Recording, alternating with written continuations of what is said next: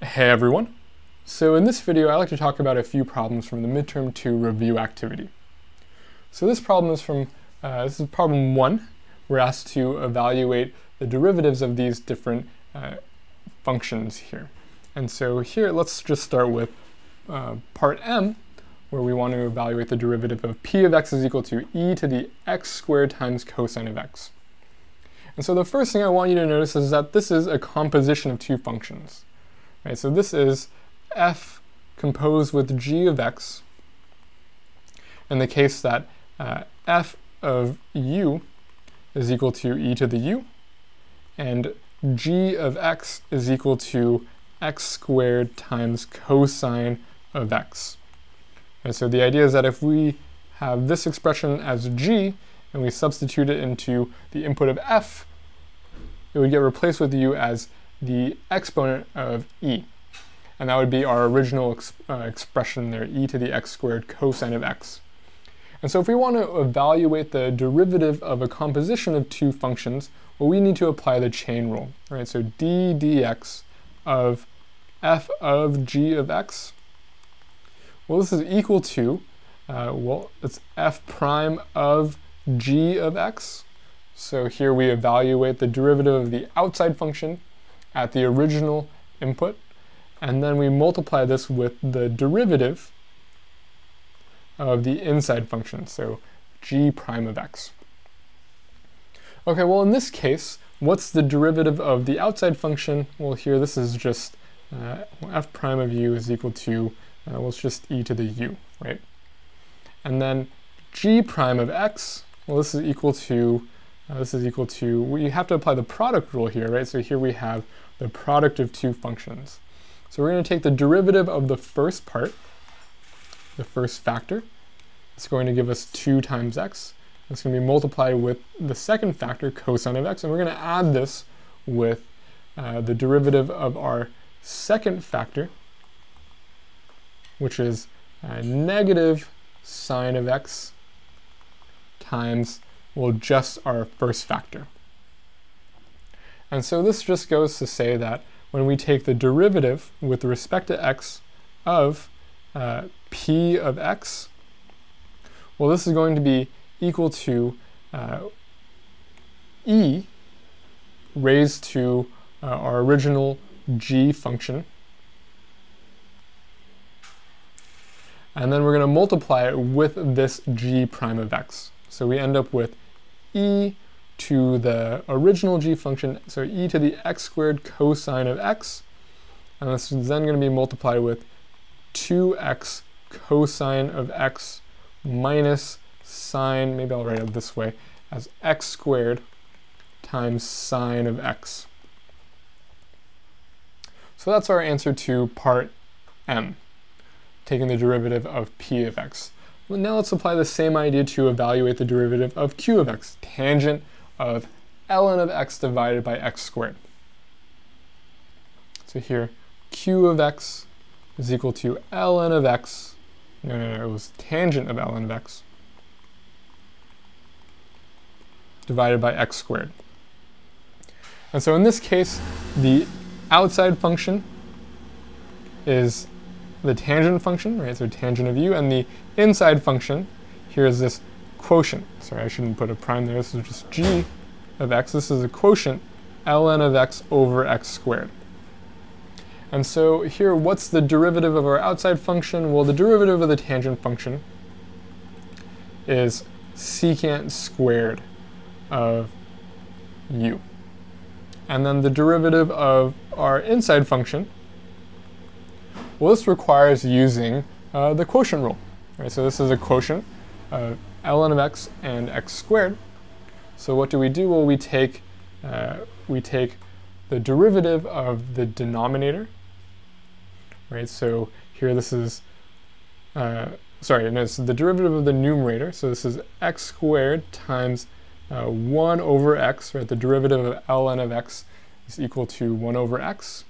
And that's then multiplied with the denominator, and then we subtract away the derivative of the denominator, so 2x times the numerator. So here, I didn't give a lecture on the quotient rule, but I always remember it as, it's kind of silly, low d high minus high d low over low squared.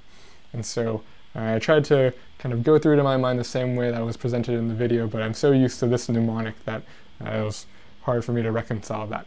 Anyways, we've got x squared times 1 over x minus 2x times ln of x.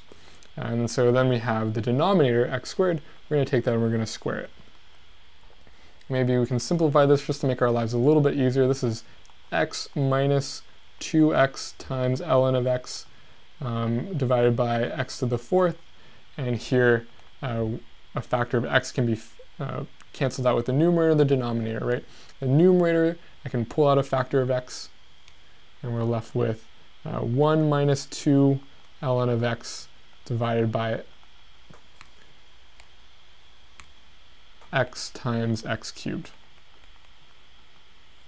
And so here these factors of x cancel out.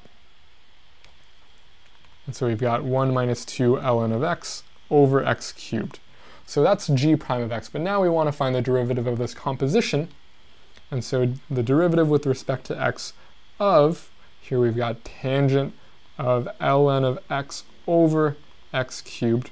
Well, it's going to be the derivative of the outside function, secant squared of u, evaluated at the original inner function, ln of x over x squared. So nothing's changed in the input there.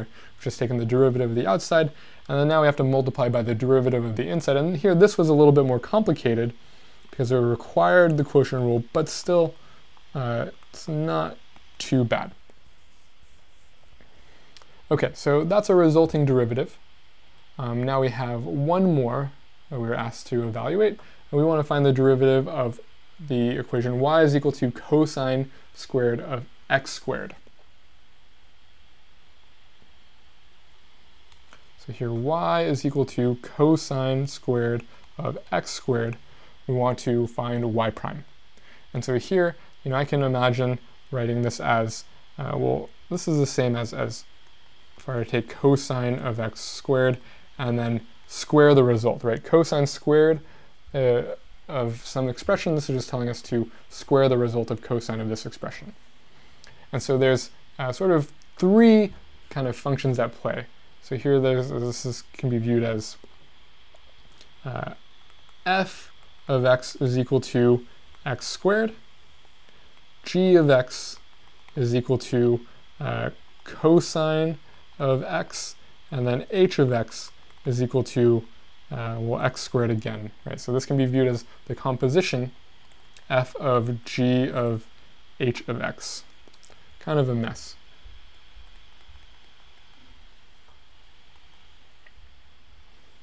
Okay, so here maybe let's think about this sort of one piece at a time.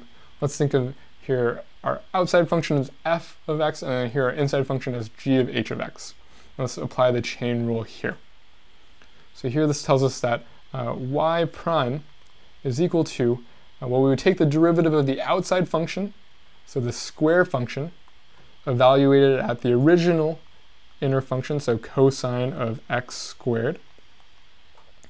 And then we'd multiply it with the derivative with respect to x of the inside function, so of cosine of x squared.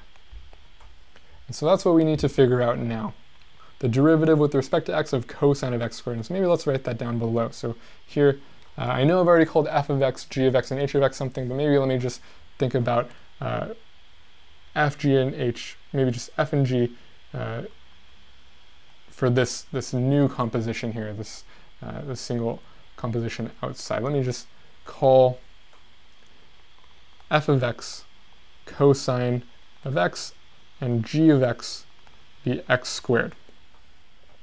Then that makes f prime of x equal to negative sine of x and g prime of x equal to 2 times x. And so here I'm just kind of restarting the chain rule for this new composition. So that would make the derivative with respect to x of cosine of x squared, this would be equal to, well, the derivative of the outside function, so that would be negative sine of x, but evaluated at the previous inside function, so x squared. And then we'd have to multiply by the derivative of the inside function, right, g prime of x, which would be 2x. So all that to say that y prime is equal to 2 times cosine of x squared multiplied with, this derivative here multiplied with negative sine of x squared times 2x. So here let's do another example. Let's do part R from this same problem. Here we want to find the derivative of y is equal to the square root of x times e to the x. And so here I can again think of this as a composition of two functions. F of x is equal to the square root of x, and g of x is equal to x times e to the x, right? If I were to take here this g function and replace it as the input of x, then here that would get put under the square root, and we would have the square root of x times e to the x. So here, if we want to evaluate the derivative of this composition, we would need to know f prime of x and g prime of x. So here, f prime of x, we can find by recognizing that f of x is equal to x to the 1/2 power, and applying the power rule. So here we get 1/2 times x to the negative 1/2, which is really just the same as, bringing down x to the 1/2 in the denominator, and x to the 1/2 is the square root of x. So here we have 1 over 2 square root x. We'll write it like this. And what does that make g prime of x? Well, here we've got a product of two functions, right? X times e to the x, and so here we have to apply the product rule. And so this tells us that we take the derivative of the first expression, the first factor, and that gives us 1, multiplied with the second factor, and we add that with the derivative of the second factor times the first factor. And so here this is the same as e to the x plus e to the x times x. If we wanted to factor out that e to the x, that'd be fine too. I don't see much reason for it now, so maybe I won't. Okay, so what does that make the derivative y prime? Well, here that gives us, we're going to take the derivative of the outside function, the square root, but evaluate it at still the inside function g of x, right? So evaluate it at x e to the x. So this is going to be 1 over 2 square root of x, but we're going to replace x with our g of x function, right? So this is still evaluated at g of x, which is x e to the x. And then now we're going to multiply this entire expression by our derivative of our inside function, g prime of x. Right, so here this is multiplied with e to the x plus e to the x times x. Okay, so the next problem I want to look at is I want to find all of the tangent lines with the slope of 1/2 for the function f of x is equal to sine of x. And so here, we could figure out where we have slopes of 1/2 on our tangent lines to the graph of our function by finding the derivative of our function, right? So here, f prime of x, well, the derivative of sine of x is equal to cosine of x. And this is the function that tells us the slopes of the tangent line. So really what we're asking here is, when does cosine of x give us an output of 1/2? Because those will be the values, the x values, where we have a slope of 1/2 at the tangent line to our curve. So here, if we look at a unit circle, solving the equation cosine of x is equal to 1/2, it's like asking, when do we have a horizontal coordinate of 1/2 on our unit circle? And well, that happens here at this top point and this bottom point. Any angle that lands on this point or this point down here will be such an angle that satisfies our equation. It's the solution of this equation. These would be input values that have a slope of 1/2 at their tangent lines. Okay, so here, what we're saying is that this horizontal length is 1/2. That tells us that this is coming from a 30, 60, 90 triangle, or in other words, this is pi over 3, and this is negative pi over 3. These are two such values that make the equation true, but really this function repeats itself.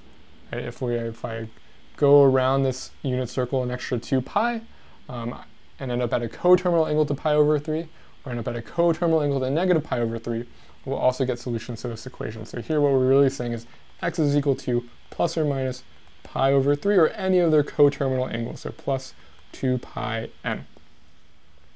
Where n here, this is just a whole number, positive or negative, just to express that we're dealing with coterminal angles, right? 2 pi is just another rotation around our circle.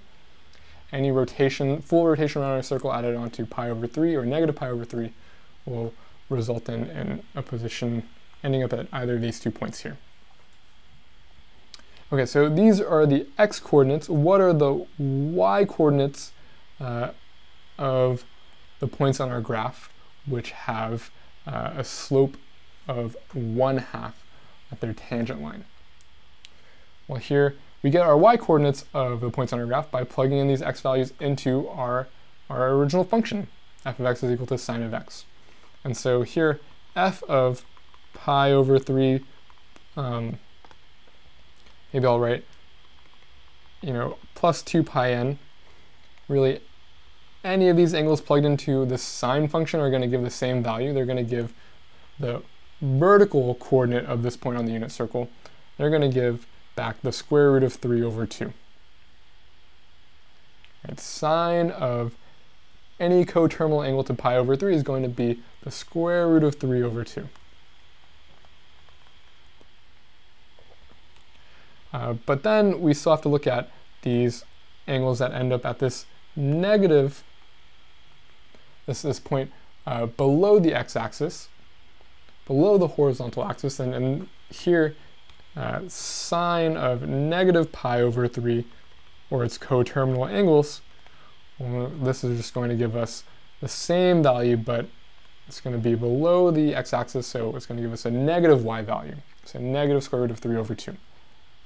And so all that to say that here we get the points pi over 3 plus 2 pi n, comma, square root of 3 over 2. Or the points with the tangent line of 1/2 are going to be negative pi over 3 plus 2 pi n, comma, the square root of 3 over 2. So this next problem says that a particle is moving forward and backward along a straight line, and its position along the straight line is given by this equation here, this function, s of t is equal to 1/3 t squared minus 1/2 t, or 1/3 t cubed minus 1/2 t squared minus 2t. So now we want to find functions for the velocity and the acceleration of the particle. And so here, if we have a position function and we take the derivative, or find the rate of change of position, well, that's going to give us the velocity function, right? As we get changes in position over time, it's going to tell us a speed, or velocity, right? Speed with direction. And then if we take the derivative of that velocity function, well, the rate of change of the velocity is going to be acceleration. So here, v of t, this is going to be the velocity function. Well, here I would just apply the power rule to this function here. Taking the derivative with respect to t gives us, well, that factor of 3 would come down and cancel out with the coefficient of 3, and we just end up with t squared. We get minus t, right? The factor of 2t we'd bring down from the exponent of t, would cancel out with the coefficient of 1/2, and then we subtract away 1 from the exponent, giving us just t, and then minus 2. And then a of t would be the derivative of this function. This would be 2t minus 1. And so here maybe I'll label this first function, this velocity function, in blue, and this acceleration function in green. So this blue function, I can factor this as t minus 2 times t plus 1. And then this green function, actually this is just a linear function we can graph quite directly. So here maybe just to do a rough sketch, let's say here got my horizontal coordinate of 1, coordinate 2, 3, negative 1, negative 2, negative 3.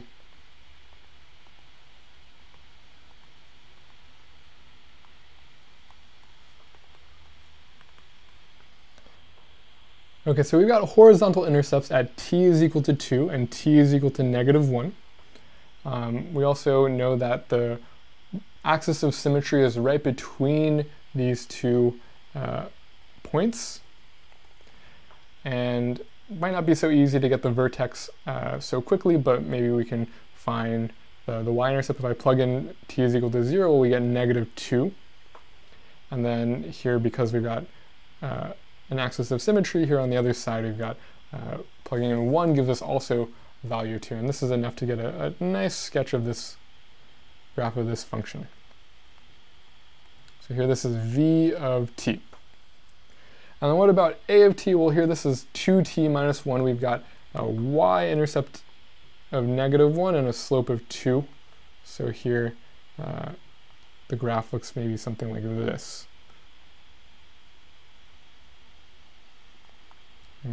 I'll just make this point a little bit bigger. So this is a of t. Okay, so those are the graphs. Now let's find out if the particle is moving forward or backwards at the following times.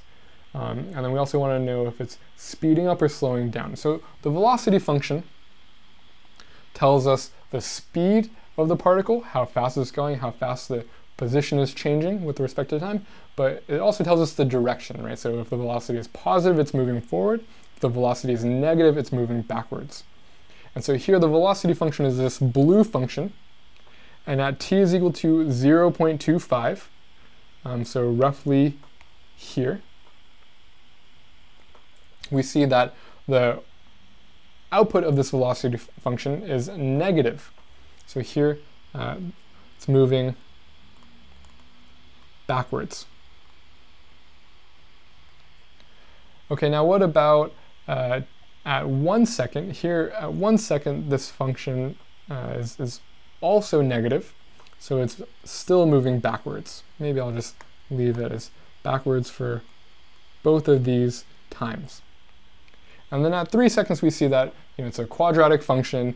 Its outputs are still going to be above the horizontal axis, so here the particle is moving forward at t is equal to 3 seconds. Now what about whether the particle is speeding up or slowing down? So here the acceleration function tells us the rate of change of the velocity function. And so here if the acceleration is positive, then the velocity function is increasing. And if the acceleration function is negative, then the velocity function is decreasing at that point. And so how does this tell us whether our particle is speeding up or slowing down? Well, if our velocity function is increasing and it's positive, then that particle is speeding up. And if it's if our velocity function is negative and our acceleration function is negative as well, then that's telling us that our particle is speeding up, but in the negative direction, going backwards. When the two don't agree, when the velocity and the acceleration function are opposite signs of one another, that's when the particle is slowing down. Right, so why is this the case? Well, maybe let's think of a quick example. If the particle has positive velocity but negative acceleration, that means that its acceleration is getting less and less positive. Right, it's decreasing, and so it's going to be slowing down. What about the other side of things? What if the velocity is negative and the acceleration is positive? Well, here velocity being negative means they're going backwards, and acceleration being positive means that the velocity is increasing, getting more and more, going more towards the positive direction. So if it's negative velocity but it's moving in the positive direction, that means it's going to be slowing down to go in the opposite direction, and it's going to be trying to change directions. And so what that's really telling us is that when the signs of velocity and acceleration disagree, the particle will be slowing down. When they agree, the particle is going to be speeding up. And so here, when we look back at 0.25 seconds, here we see that both the acceleration and the velocity are negative. Here this is going to be speeding up.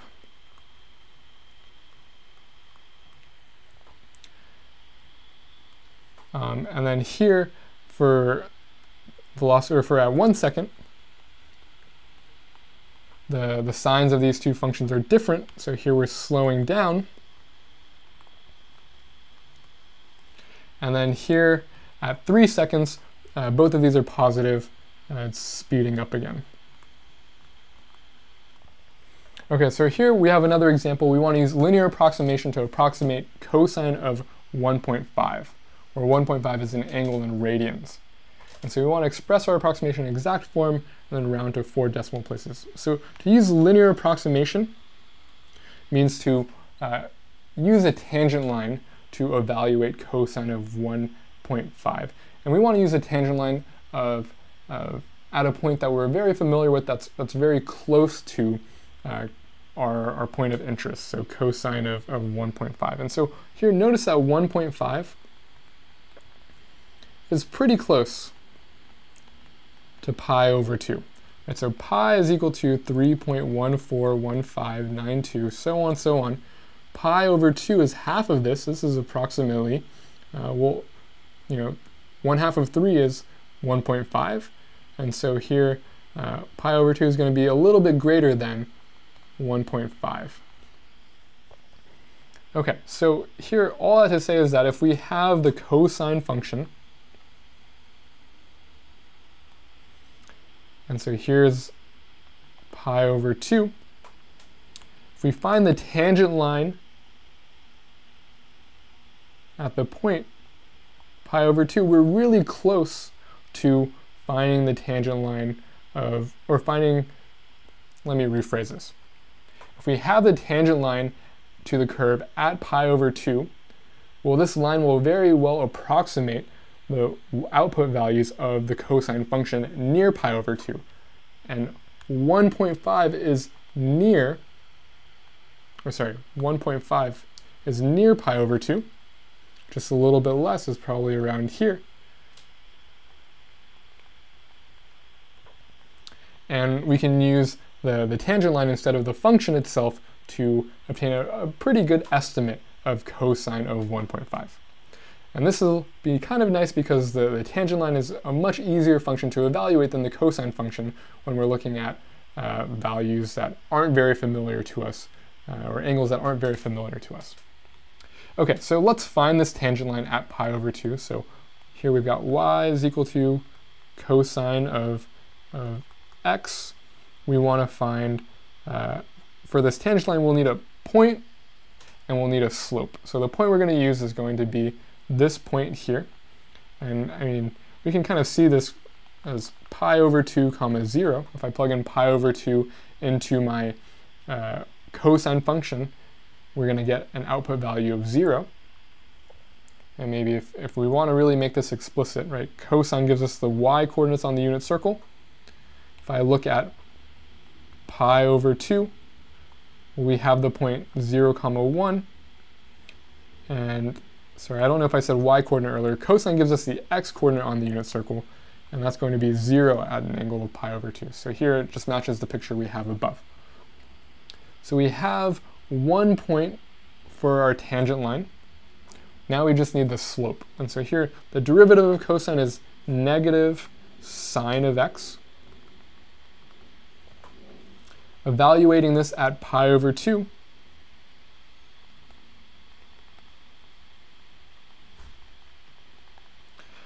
we get negative 1. Right, so here, so sine of pi over 2 is going to give us the y coordinate on our unit circle. So it's going to give us 1, and then taking negative of that, as we do for our derivative function here, we have negative 1. And so all this to say that y minus y1 is equal to m times x minus x1 is going to give us the equation of our tangent line, where here's our point, our x and y coordinates of our point, and then here's our slope. And so here we have y minus 0 is equal to negative 1 times x minus pi over 2. So y is equal to negative x plus pi over 2 is the equation of that tangent line. That kind of makes sense. Right, so here we see that that line has a negative slope, it has a positive y-intercept. And so this tangent line matches our picture. And so if we plug in our value of 1.5 into this tangent line, we'll get a pretty good approximation. So here we've got y is equal to negative 1.5 plus pi over 2 gives us, this gives us the approximation of cosine of 1.5.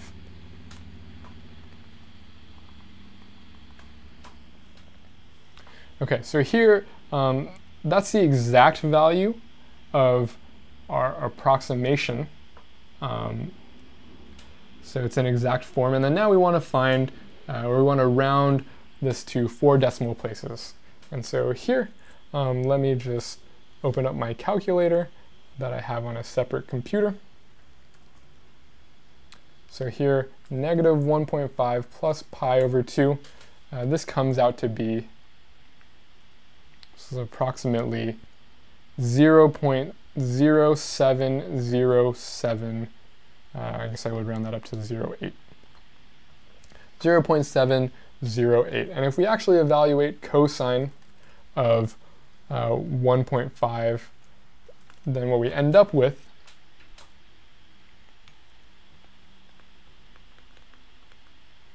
well, this is approximately, from just truly evaluating cosine of 1.5, it's 0.07073. So it wouldn't round up, but we're only off by 1/10,000th. Okay, so that's a pretty good approximation. So the last thing I like to do is I like to give an example where we're finding a Taylor polynomial. And so here we want to find a Taylor polynomial of degree 3 for the given function and center. And so here let's go over part B. This one was requested the most.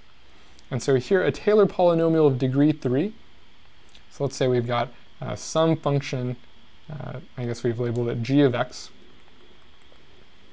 Well then, a Taylor polynomial of degree 3 is equal to g of the center value, g of a, plus g prime of a times x minus a, plus g double prime of a over 2 times x minus a squared, plus g triple prime of a divided by the 3 factorial, so that's 6 times x minus a cubed. And so we need a few values. We need each of these values here. Each of these derivatives evaluate at the center. And so here, g of x is equal to sine of x. G prime of x is equal to cosine of x. G double prime of x is equal to negative sine of x. And then g triple prime of x is equal to negative cosine of x. And if we evaluate these at our center point, at a is equal to pi over 3, well here that gives us sine of pi over 3 we saw in one of the previous examples. That was the square root of 3 over 2. And cosine of pi over 3, well this was 1/2. So if we take a negative of these values, as we're asked to in g double prime and g triple prime, well then we end up with negative square root of 3 over 2 and negative 1/2. And so here we have it. We have that this degree 3 polynomial that nicely approximates our sine function near pi over 3 is, well, it's the square root of 3 over 2 plus 1/2 times x minus pi over 3 plus, minus, so we have our derivative, then we have to divide it by 2. So this is going to give us minus the square root of 3 over 4 times x minus pi over 3 squared. And then here we have minus, now again we have our derivative divided by 3 factorial and 3 factorial. This is just 3 times 2 times 1, 6. So here we have negative 1/2 divided by 6, that's 1/12 times x minus pi over 3 cubed. And so this is our degree 3 Taylor polynomial of sine of x centered at x is equal to pi over 3.